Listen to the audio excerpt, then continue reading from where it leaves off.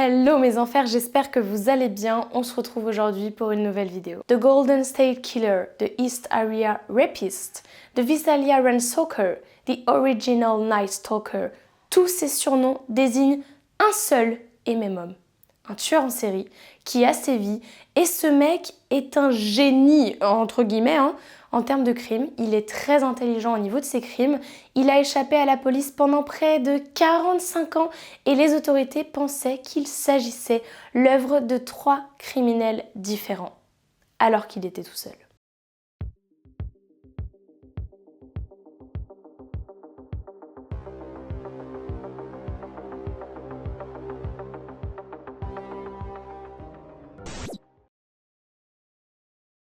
Joseph James DeAngelo Jr. naît le 8 novembre 1945 dans la ville de Bath, et ça c'est situé dans l'état de New York aux États-Unis. Il est le premier enfant de Joseph et Kathleen, l'aîné de 4 enfants, 2 frères, 2 sœurs. Son père était sergent dans l'armée américaine, donc la famille a beaucoup bougé, et lorsque DeAngelo était jeune, il a vécu en Allemagne de l'Ouest. Sa sœur de 7 ans se fait violer par 2 aviateurs, et ça, DeAngelo, il le voit. Je ne sais pas ce qui s'est passé ensuite, je ne sais pas comment il a réagi, mais ce qui est sûr, c'est que ça a dû le traumatiser et le marquer à vie. L'autre sœur a également révélé plus tard dans une interview que son frère avait été maltraité par son père durant l'enfance, cependant le principal intéressé n'a rien dit concernant ce fait. Plus tard, la famille retourne aux États-Unis et de 1959 à 1960, DeAngelo va à l'école à Rancho Cordova, c'est situé en Californie. En 1961, il va au lycée et il a quand même pas mal d'amis puisqu'il fait partie notamment de l'équipe de baseball du lycée. Il a un hobby assez étrange, il adore s'introduire chez les gens pour leur voler des choses. C'est son petit kiff à lui. Un peu étrange, je vous l'avoue, et complètement illégal, mais il a un autre petit kiff et celui-ci, il est carrément plus flippant que le premier. Il adore tuer des animaux en les faisant exploser. On remarque quand même que c'est assez courant chez les meurtriers au début. Pour commencer, ils s'en prennent très souvent aux animaux. Et je pense bien évidemment à Dahmer. En ce moment, la série sur Netflix fait un carton. Je sais pas si vous connaissiez le tueur en série avant la série sur Netflix, mais en tout cas, il s'intéressait beaucoup aux animaux morts aussi au début, donc je pense que c'est assez courant chez eux. En 1964, il obtient son GED, c'est un diplôme de formation générale, et la même année, il commence à servir pour la marine américaine. Il sert pendant 22 mois, et notamment pendant la guerre du Vietnam. Il est responsable du contrôle des dommages qui surviennent à un navire ou alors aux marchandises que ce navire transporte. DeAngelo revient en étant décoré d'une médaille de service de la défense nationale, d'une médaille de service du Vietnam et d'une médaille de la campagne du Vietnam. Il revient donc en étant très apprécié de tous, mais également en étant complètement détruit par toutes les horreurs qu'il a pu voir pendant cette guerre. En 1968, il veut devenir policier, donc il retourne sur les bancs de l'école et il obtient son diplôme avec mention d'associé en sciences policières. Il se rend ensuite à l'université d'État de Sacramento, tout ça pour obtenir un baccalauréat en justice pénale. Et ensuite, il se rend dans un autre établissement pour avoir une formation de la police. Il est déterminé. Et le comble, c'est qu'il complète toutes ses formations par un stage de 32 semaines et ensuite il est embauché. Il est embauché où? Dans l'unité des cambriolages. Pour un mec qui cambriole, c'est parfait. Encore une fois, il fait l'unanimité car tout le monde pense que c'est un chouette type très intelligent, très gentil et qui sert sa patrie. En mai 1970, il se fiance avec Bonnie, sa petite amie de l'université. Cependant, cette dernière se rend compte que ce n'est pas un homme aussi génial que ce qu'il laisse paraître, puisqu'il veut tout contrôler et il devient de plus en plus abusif. Elle découvre aussi un petit peu son côté sombre. Un jour, le couple prend la moto, il part en direction de je ne sais où, la forêt peut-être, et lorsqu'il démarre, un chien les poursuit. Parce qu'il, je sais pas, il veut courir, enfin bref. Et DeAngelo ne supporte pas que le chien le suive, donc il se met à lui donner des coups de pied. Mais c'est pas juste il lui donne un coup de pied et il s'en va, le chien il aurait compris. Non, il continue de le frapper jusqu'à ce que le chien décède. Bonnie rompt les fiançailles après que DeAngelo lui ait demandé de l'aider à tricher à un examen. C'est un peu anecdotique quand même, parce que c'était surtout la goutte d'eau qui a fait déborder le vase.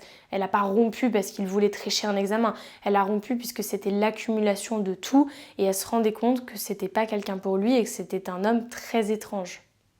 Et qui pouvait être violent en plus. Enfin, étrange, c'est pas vraiment le terme, mais vous avez compris. C'était un homme qui paraissait génial, mais qui en réalité avait une part beaucoup plus sombre et donc elle ne voulait pas rester avec lui. Il lui donne raison puisque lorsqu'elle lui dit qu'elle veut rompre les fiançailles, lui, il n'est pas d'accord. Donc D'Angelo lui pointe une arme sur la tête et lui dit « Tu n'iras nulle part, on se mariera ». Heureusement, elle tient bon et elle s'en va. D'Angelo, il n'a pas dit son dernier mot, il se rend chez elle, il sonne chez elle et lorsqu'il arrive, c'est le père de Bonnie qui ouvre.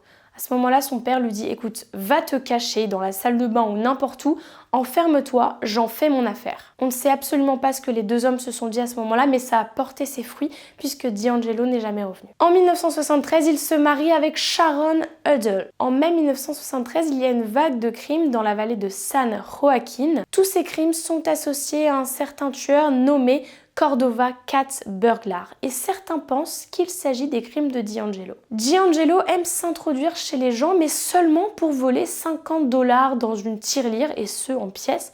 En fait, ce qui l'intéresse, ce n'est pas l'argent, ce qui l'intéresse, c'est de s'introduire chez les gens et de voler. C'est tout. Et c'est le début de la période de Visalia Ransacker. Lorsque D'Angelo rentre chez des gens, il fouille partout, mais pas seulement, il met le bazar. Il casse des objets, il déplace des meubles, il éparpille des sous-vêtements féminins partout. En fait, lui, ce qui l'intéresse, ce n'est pas l'argent, c'est tout simplement de déranger les maisons des gens. Il vole un tout petit peu d'argent, mais vraiment pas énormément, c'est pas ce qui l'intéresse. Et il vole aussi des objets au hasard. Mais quand je vous dis au hasard, c'est par exemple, il va prendre une seule boucle d'oreille ou un seul bouton de manchette. C'est plus des choses qui vont saouler les gens qu'autre chose. Parce que moi, si tu me voles un truc, autant me voler les 2 boucles d'oreilles. Ne m'en vole pas qu'une seule. Je vais me retrouver con s'il m'en reste qu'une. Il vole aussi un petit carton qui s'appelle The Blue Chimp Stamps. C'est un genre de programme de fidélité. Alors, je sais pas si c'est une pharmacie, une droguerie, une épicerie locale, mais en tout cas, ça permet d'obtenir des réductions sur des articles en magasin. Quelquefois, il a aussi volé des armes et des munitions, mais encore une fois, ça reste très très rare. Quand je vous disais qu'il était intelligent quant à ses crimes, il gare sa voiture assez loin de la maison visée, puis il finit à pied. Et ensuite, il regarde le chemin pour y aller, les différents chemins. Comme ça, si jamais il doit fuir, si la police arrive, il sait qu'il y a plusieurs options. Aussi, dans les maisons, il enlève plusieurs moustiquaires, et ça, c'est pour s'assurer d'avoir plusieurs points de fuite. Bien évidemment, il utilise des gants. Et il s'est même créé un signal d'alarme. En fait, il prend de la vaisselle qu'il entasse au niveau de la porte d'entrée, de telle sorte à ce que lorsque quelqu'un rentre, la vaisselle tombe, que ça crée un signal sonore, que ça le prévienne et qu'il s'enfuit. À ce moment-là, il a 28 ans. En 20 mois, il commet 120 cambriolages. 120 cambriolages en 20 mois, ça fait une moyenne de 6 par mois. Et sa femme, à ce moment-là, elle se doute de rien. Non, parce qu'il sort quand même la nuit pour aller cambrioler les maisons. Donc elle devrait se dire qu'il y a quand même quelque chose qui cloche, non? 6 par mois, ça fait quand même pas mal. Le 11 septembre 1975, vers 2 h du matin, D'Angelo s'introduit dans une maison, mais une adolescente de 16 ans est à l'intérieur et dort à ce moment-là. Bess dort tranquillement lorsque D'Angelo se met en tête de la kidnapper. Là, il est passé à un level au-dessus, il veut plus juste voler, je ne sais pas pourquoi, il veut la kidnapper. Il la réveille, l'éclaire avec sa lampe torche et lui dit « Je vais te tuer ou te poignarder si tu ne me suis pas ». Le père, qui était aussi dans la maison, se réveille, peut-être à cause d'un bruit, je ne sais pas.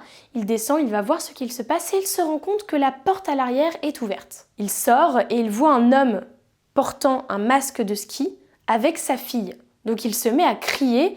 Il lui dit « Mais lâchez-la, lâchez-la !» D'Angelo tire 2 fois sur l'homme. L'homme décède. D'Angelo lâche la fille, prend un vélo et s'enfuit. Les policiers retrouvent le vélo que D'Angelo avait abandonné pas très loin d'ici, puis ils se mettent en quête de trouver cet agresseur, enfin ce tueur, puisque là il s'agit d'un tueur, il a quand même tué le père de la fille, et ils proposent une récompense de 4 000 $ à toute personne qui l'attraperait. Ils mettent en place une ronde de surveillance nocturne dans le quartier en pensant que le tueur y reviendrait. Mais D'Angelo, qu'est-ce qu'il fait comme métier? Il est policier, il travaille avec eux, donc il n'est pas dupe, il connaît le plan. Est-ce qu'il va y retourner? Bah non. Cependant, il joue avec le feu puisque le 12 septembre 1975, vers 20 h 30, il rentre par l'arrière-cour d'une maison et c'est situé dans une zone non loin de la zone actuellement surveillée. Sur place, il y a d'ailleurs un policier qui voit D'Angelo sortir, enfin un homme avec un masque. Le policier tente de l'arrêter et D'Angelo, pour lui faire croire qu'il se rend, il enlève son masque et lui dit c'est bon, je me rends. Sauf qu'au lieu de ça, il a le masque d'une main, l'arme de l'autre main et il tire sur le policier. Derrière lui, il laisse des empreintes de chaussures dans la boue, mais aussi le butin. Bon, par contre, ça aura servi à rien, les policiers vont rien identifier du tout. En 1976, D'Angelo travaille pour la police d'Auburn, donc sa femme et lui déménagent à Sacramento. À partir de juin 1976, un nouveau surnom lui est attribué. Il s'agit du surnom de Hysteria Rapist. Il ne prend pas n'importe qui comme cible, il cherche des femmes vivant seules, de préférence dans une maison à étage, une maison située à côté d'une école ou d'un ruisseau, ou bien d'un endroit ouvert qui lui permettrait de fuir très facilement. Certaines de ces victimes disent même que la nuit avant leur attaque, elles avaient entendu du bruit dans les buissons, comme s'ils venaient en repérage. Et parfois, pendant des mois avant l'attaque, D'Angelo appelait ses futures victimes afin de connaître leur routine journalière, leurs habitudes, ce qu'elles faisaient quand elles sortaient, quand elles rentraient, etc. Il préparait même les maisons de ses victimes. Lorsque ces dernières sortaient, il s'introduisait chez elles, déverrouillait les fenêtres, déchargeait les armes et cachait même des objets qui pourraient lui servir à les attacher. La nuit de l'attaque, il s'introduit chez sa victime. Il la réveille, il la menace, il l'attache avec des lacets, des cordes ou ce qu'il trouve sous la main. Il la bâillonne et il lui bande les yeux. Au début, D'Angelo ne s'attaque qu'à des femmes seules. Puis un jour, il lit un article qui parle justement de ce Hysteria Rapist et cet article dit qu'il ne s'attaque qu'à des femmes seules. Donc D'Angelo, il prend ça comme un défi, il se dit « Ouh là là là là, eh bien vous savez quoi, à partir de maintenant, je vais aussi m'attaquer à des couples ». Il garde le même mode opératoire, il rentre dans la maison, il réveille le couple, il menace l'homme et lui demande d'attacher la femme, puis il attache l'homme. Là aussi, il utilise un système d'alarme sonore, un petit peu comme la dernière fois. Cette fois-ci, il demande à l'homme de s'allonger sur le ventre, il place de la vaisselle sur son dos et il lui dit « Si jamais j'entends du bruit, c'est que tu auras bougé, donc je reviendrai pour te tuer et je tuerai tout le monde. » Donc je tue ta femme aussi en fait. Il emmène ensuite la femme dans le salon, il la viole et bien entendu, son mari entend tout. Ensuite, il part de la maison et il ne les prévient pas forcément. D'ailleurs, il y a des couples qui ont attendu comme ça pendant des heures puisqu'ils ne savaient pas s'il était parti ou non et comme ils avaient peur de faire tomber la vaisselle, ils ne bougeaient pas. La rumeur d'un serial violeur se répand très vite. Beaucoup de personnes ont peur, donc une assemblée publique est créée et pendant cette assemblée, les gens du quartier, du voisinage discutent, parlent, essaient de trouver des solutions. Un homme se lève et dit très clairement « Si ce mec vient chez moi, je vais le tuer ». Devinez qui est la prochaine victime de D'Angelo ? Franchement, c'est très très facile. Allez, un petit effort. Oui, c'est cet homme qui s'est levé et qui a fait le malin. Donc D'Angelo devait être dans cette assemblée. Bien caché, mais il était là. Le 18 mars 1977, le shérif du comté de Sacramento reçoit 3 appels d'un homme prétendant être le violeur qu'il recherche. Les 2 premiers appels ont lieu à seulement 15 minutes d'écart, donc à 16h15 et à 16h30, et l'homme ne dit rien, juste il rigole. Puis à 17h, il rappelle une nouvelle fois, il dit qu'il est le violeur que tout le monde recherche, que personne ne l'attrapera, et qu'en plus de ça, il a déjà sa prochaine victime en tête. Ces appels n'ont pas été enregistrés et D'Angelo n'a jamais affirmé que c'était bien lui qui avait passé ces appels. Cependant, le soir même, à 22h45, une femme a été agressée. Sur les 50 viols, 23 ont été commis entre juin 1976 et mai 1977. Et 8 d'entre eux sont arrivés après des coups de téléphone. Puis, le violeur fait une pause de 3 mois avant de reprendre en septembre. Pourquoi il a fait une pause ? Peut-être les vacances d'été, on ne sait pas. En mars 1978, il commence à s'attaquer aux comtés voisins, Stockton et Modesto. En plus de ça, le schéma de D'Angelo semble avoir changé, ce qui est assez difficile pour la police. Le 10 décembre 1977, à 22h, les policiers reçoivent 2 appels. Cette fois-ci, les appels sont enregistrés et la personne au bout du fil leur dit que la prochaine victime va être agressée ce soir et il leur donne l'endroit. Il s'agit de la Watt Avenue. Comme les appels ont été enregistrés, ils se rendent compte que c'est la même personne qui les avait appelés le 2 décembre et qui avait aussi parlé d'agresser une nouvelle victime ce jour-là. La police patrouille et vers 2h30 du matin sur la Watt Avenue, ils voient un homme avec un masque qui est à vélo, mais rien ne se passe. Et plus tard, à 4h30, ce même homme est en train de courir, aussi avec le masque, mais cette fois-ci on dirait qu'il s'enfuit. Cependant, cette nuit-là, et heureusement, il n'y a pas eu d'attaque. Un poème appelé Excitement's Crave est envoyé au bureau du maire, à la station de nouvelles locales, mais aussi à un journal quotidien qui s'appelle le Sacramento Bee. On a aussi appris que D'Angelo aimait appeler ses anciennes victimes pour leur dire « Hey, it's me again ». Le 6 janvier 1978, D'Angelo appelle une ligne d'aide. Donc c'est une ligne qui est faite pour les personnes qui ont besoin de conseils. Il explique que c'est le violeur, qu'il a besoin d'aide, de conseils, qu'il aimerait arrêter tout simplement ce qu'il fait mais qu'il n'y arrive pas. Ensuite, il se rend compte que cet appel est enregistré, donc il leur dit « Oulala, c'est enregistré, ciao bye » et il raccroche. Le 2 février 1978, un couple promène son chien et il tombe sur D'Angelo. On ne sait pas vraiment ce qui s'est passé, ce qu'il y a eu comme échange entre eux. Ce que je sais, c'est qu'ils ont essayé de fuir et D'Angelo leur a tiré dessus et les a tués. Et ce n'est que le 15 juin 2016, soit 38 ans plus tard, que D'Angelo devient le principal suspect. 42 ans après, le 29 juin 2020, on a la confirmation que c'est bien D'Angelo le tueur. Mais ça, on y reviendra plus tard. Le 9 décembre 1978, vers 2h du matin, D'Angelo attaque une maison qui est située à Danville, en Californie. Les policiers enquêtent dans la zone où un véhicule suspect avait été garé et à l'intérieur de ce véhicule, ils trouvent 3 morceaux de papier différents. Le premier papier semble être un devoir, une sorte d'essai, et sur la deuxième page, la personne qui a écrit ce devoir mentionne à quel point il déteste son professeur de 6e année. Et enfin, sur le 3e morceau de papier, il y a écrit le mot punition sur le recto et sur le verso, il y a une carte du quartier. Très étrange, alors est-ce que c'est le quartier dans lequel D'Angelo évolue ou non ? Ça on ne sait pas, puisque la police est incapable de dire de quel quartier il s'agit. Bon, je ne vous ai pas fait et je ne vais pas vous faire tout l'historique de ces viols et de ces crimes. Ce qu'on sait, c'est que peu de temps après le viol du 5 juillet 1979, il commet une erreur lorsqu'il vole quelque chose et il se fait prendre. Il est arrêté parce qu'il a volé un marteau et un répulsif pour chien. Il est condamné à 6 mois de probation et en octobre 1979, il se fait virer de la police. Il n'est pas d'accord avec cette décision, donc il trouve rien de mieux à faire que de menacer le chef de police de le tuer. Tu es bête ? Il va même jusqu'à le stalker, sa maison, son quartier. Il est déterminé. Sa femme et lui déménagent dans le sud de la Californie. D'Angelo est très content, il a un nouveau terrain de jeu. Santa Barbara, Ventura et Orange County. Et il a même un nouveau surnom. On l'appelle maintenant The Original Night Stalker. Vous allez me dire, mais pourquoi The Original Night Stalker ? Pourquoi pas juste The Night Stalker ? Et bien en fait, avant c'était The Night Stalker. Sauf qu'il y a un autre Night Stalker qui s'appelle Richard Ramirez, que vous connaissez peut-être. Et comme il y avait une confusion entre les deux personnages, et que Ramirez a sévi après D'Angelo, ils se sont dit, on va rajouter The Original. Et comme ça, D'Angelo devient The Original Night Stalker. Ok, ça sonne plutôt stylé, mais ça n'a rien de stylé du tout. En octobre 1979, il décide de ne plus seulement voler et violer, mais de tuer. Et ses 2 premières victimes survivent. C'est bien les seules. Ce qu'il s'est passé, c'est que lorsqu'il entre dans la maison d'un couple le 1er octobre et qu'il l'attache et leur dit de ne pas bouger, sinon il va les tuer, la femme se met à crier. Non, elle crie pas, elle hurle. Elle espérait tout simplement pouvoir alerter l'un de ses voisins et c'est la première fois que D'Angelo se retrouve face à ce cas de figure, puisque d'habitude, quand il menace les couples ou les femmes seules, personne ne crie, les gens ont peur. Mais là, elle hurle.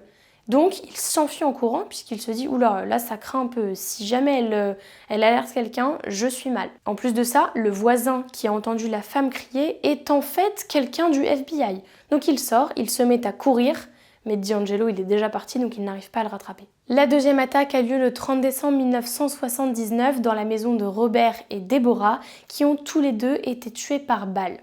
Les policiers remarquent cependant que les liens de Robert ont été défaits, comme s'il avait essayé de se défendre ou bien tout simplement de sortir de là pour essayer de sauver sa peau. La police retrouve le vélo volé abandonné non loin de là, mais aussi des empreintes de chiens. 2 solutions, soit D'Angelo a ramené un chien avec lui, ce qui paraîtrait très bizarre, ou alors un chien du voisinage passé par là, a entendu du bruit, est venu voir, et D'Angelo a utilisé son répulsif, vous savez qu'il avait acheté, pour le faire fuir. Le 13 mars 1980, D'Angelo attache les poignets et les chevilles d'un couple avec une espèce de cordon en tissu, puis il viole la femme. Et les policiers vont retrouver quelque chose qu'ils avaient déjà trouvé auparavant sur une autre scène de crime. Le nœud qu'il a utilisé pour attacher les poignets et les chevilles du couple est un nœud chinois. Ce nœud chinois est appelé nœud de diamant et ils l'ont déjà retrouvé chez une précédente victime. C'est la première fois qu'une connexion est faite et attention, il a un nouveau surnom. Il s'appelle The Diamond Knot Killer. Ils ont une imagination, les policiers, pour lui donner des surnoms. Waouh! Le 19 août, il recommence, il s'introduit dans la maison d'un jeune couple marié, mais cette fois-ci, il ne laisse rien derrière lui. Il récupère l'arme du crime, mais aussi ce avec quoi il leur avait attaché les mains. Par contre, ce qu'il laisse derrière lui et qu'il n'avait pas vu venir, c'est un frère riche qui lui en veut et qui fera tout pour le faire tomber. Retenez bien ça, on y reviendra plus tard, mais ce fameux frère riche va bien aider dans cette histoire. En 1980, sa femme Sharon et lui achètent une maison à Citrus High en Californie. Le 6 février 1981, D'Angelo s'introduit chez une femme seule, il l'attache, il la viole, il la tue, il ne laisse rien derrière lui. Cependant, on ne sait pas pourquoi, il a déplacé la télévision à l'arrière du jardin. La dernière attaque de D'Angelo a lieu le 4 mai 1986 dans une maison où une adolescente se trouve seule. Il la viole, il la tue. Et c'est tout. Il ne fera plus jamais aucune victime. Les 13 ans de crime de D'Angelo, qui a alors 41 ans, se sont terminés comme ça. Dans les années 1990, il travaille comme mécanicien de camion en Californie et en 2017, il prend sa retraite. En fait, il vit une vie totalement normale. On sait que le couple a eu 3 filles ensemble et on sait qu'en 1991, ils se sont séparés, cependant, on ignore pourquoi. Pendant toutes ces années, les services de police ont enquêté séparément et ont fait comme si chaque affaire était différente. Un seul enquêteur de Sacramento a voulu connecter les crimes du Night Stalker et du Rapist. Cependant, quand il a voulu faire ça, on lui a dit « mais non, tu ne fais pas ça ». Le département du shérif de Santa Barbara a insisté sur le fait qu'il surveillait celui qu'il considérait comme étant le criminel, c'est-à-dire un criminel local. Cependant, ce qu'ils n'ont pas dit, c'est que ce criminel local a fini par se faire assassiner, donc impossible que ce soit lui. En 2001, l'ADN de plusieurs cas des crimes du Night Stalker est relié et connecté avec celui du violeur. Le lien est fait et il y a un nouveau surnom pour le meurtrier que tout le monde recherche. Le surnom, c'est Hearns. Pourquoi? Je ne sais pas. Là, j'ai pas d'explication là. C'est une écrivaine, Michelle McNamara, qui a suivi l'enquête et qui a même écrit un livre sur cette affaire, livre qui s'appelle I'll Be Gone in the Dark, qui lui a donné son surnom de Golden State Killer. Elle décède en 2016 avant la fin de la réalisation de son livre et c'est son mari de l'époque, Patton Oswalt, qui finit le livre, qui le publie en 2018 et son livre devient un best-seller. On retrouve notre frère riche. Le frère riche a beaucoup servi puisqu'il a donné 2 millions de dollars pour soutenir la proposition 69 de la Californie. Mais c'est quoi la proposition 69 de la Californie? C'est tout simplement une proposition qui autorise la collecte de l'ADN de tous les criminels. Cette proposition est adoptée en 2004 et donc maintenant la base de données d'ADN de Californie est la 3e plus grande mondiale. C'est l'ADN de tous les criminels accusés et les criminels condamnés qui est récupéré. Le 15 juin 2016, le FBI publie de nouveaux détails, mais aussi des nouveaux portraits robots de ce à quoi pourrait ressembler le criminel. D'ailleurs, ils offrent une récompense de 50 000 $ à toute personne qui l'arrêterait. En janvier 2018, il y a une avancée très importante qui se fait grâce à GED Match. C'est un service en ligne qui compare les ADN de différentes sociétés de tests génétiques. Déjà, les enquêteurs savent que l'ADN retrouvé sur les scènes de crime et les scènes de viol est le même. Ils récupèrent l'ADN retrouvé sur l'un des meurtres du comté de Ventura en 1980 et ils entrent tout ça dans le système et bingo, ils trouvent un lien avec un parent très éloigné de D'Angelo. Quand je dis très éloigné, c'est 1800. Donc ouais, c'est un peu éloigné quand même. Ce parent était lié à environ 25 arbres généalogiques différents de la famille de D'Angelo. Bon, problème, il y a des milliers de personnes dessus. Mais petit à petit, ils arrivent à réduire la liste, notamment en prenant en compte des paramètres comme l'âge, le sexe, les endroits de vie, etc. En 2018, une femme qui aidait à entrer l'ADN dans le système parvient à trouver une correspondance un petit peu plus proche de l'ADN du tueur. Ils utilisent un site, ancestry.com, pour l'identifier et ils se retrouvent avec seulement 6 personnes. Puis, de 6 suspects, il passe à 2 suspects, puis de 2, il passe à 1. Et le dernier suspect qui reste, c'est DiAngelo. Comme ils savent que c'est lui, le 18 avril, des enquêteurs collectent secrètement de l'ADN au niveau de sa portière de voiture, mais aussi ils fouillent dans sa poubelle et trouvent un mouchoir usagé. Là, il n'y a plus aucun doute possible, les 2 ADN correspondent au Golden State Killer. Le 24 avril 2018, la police se rend chez DiAngelo, qui à ce moment-là a 72 ans, pour l'arrêter. Et lorsqu'ils arrivent et qu'ils lui disent, en gros, on vous arrête, DiAngelo dit « Mais non, j'ai un rôti dans le four, j'ai un rôti dans le four. » On s'en fout, non ?